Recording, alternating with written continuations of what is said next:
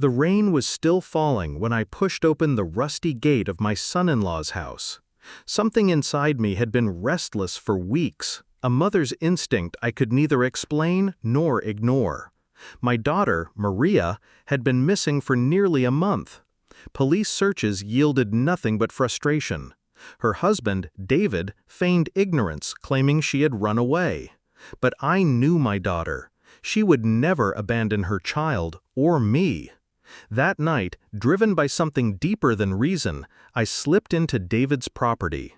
The front of the house was quiet, too quiet.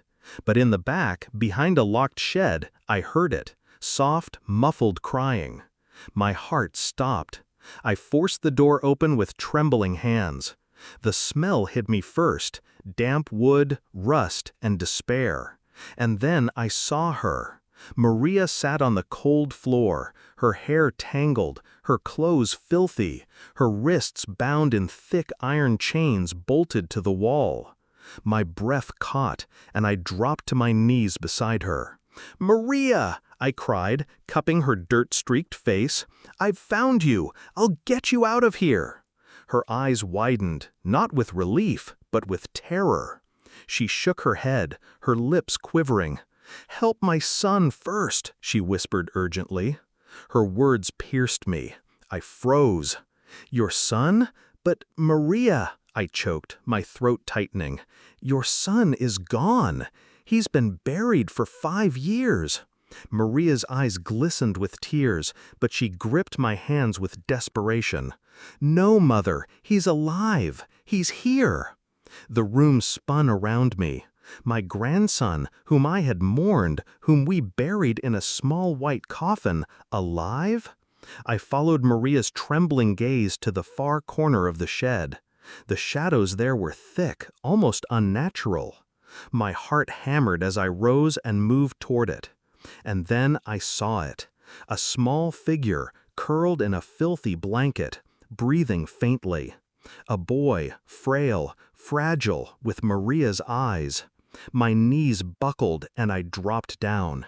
He stirred, lifting his head weakly. "Grandma?" His voice cracked like dry twigs. I felt my soul break apart. My daughter hadn't lied.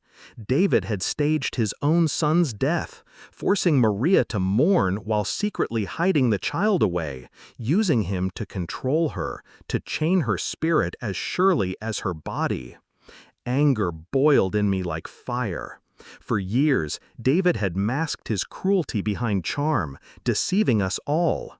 He had stolen Maria's freedom and forced her to live in silence, while we, blinded by his lies, turned away. I rushed back to Maria, fumbling with the lock on her chains. My fingers bled as I clawed at the metal. "I'll free you both, I swear it." But the sound of footsteps echoed from outside, the crunch of boots on gravel. David. Maria's face went pale. "Hide the boy," she hissed. I grabbed my grandson, cradling him against me, and slid him under a pile of blankets. Then I returned to Maria, gripping her hand tight as the door creaked open. David's shadow filled the doorway, tall and menacing. His eyes narrowed when he saw me. "Well, well," he sneered, "the old woman couldn't keep away. I told you, Maria, she'd sniff around." I stood, shielding my daughter. My voice shook, but I found strength in my fury. "You monster! How dare you chain her like this? How dare you steal her son's life?" David's smirk faltered for a second, then hardened. "You know too much now. You won't leave this place."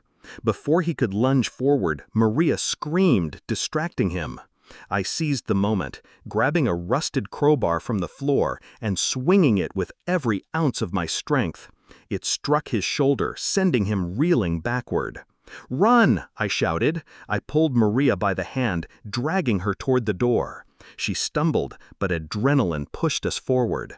I yanked the boy from under the blankets and clutched him tight. The 3 of us ran into the night, the storm washing over us like baptism. Behind us, David roared in rage. But neighbors, alerted by the noise, rushed out with flashlights. The police were called, and soon David's empire of cruelty crumbled. Maria and my grandson were taken to the hospital. Days later, when I finally sat beside them, watching the boy sleep peacefully in a clean bed, Maria whispered through tears, "I thought no one would ever come. I thought my silence would bury us both." I stroked her hair and kissed her forehead. "Silence only feeds monsters, my child, but truth sets us free. Silence in the face of abuse is the greatest chain of all. Many victims remain trapped not only by their abusers, but by fear, shame, and the belief that no one will believe them.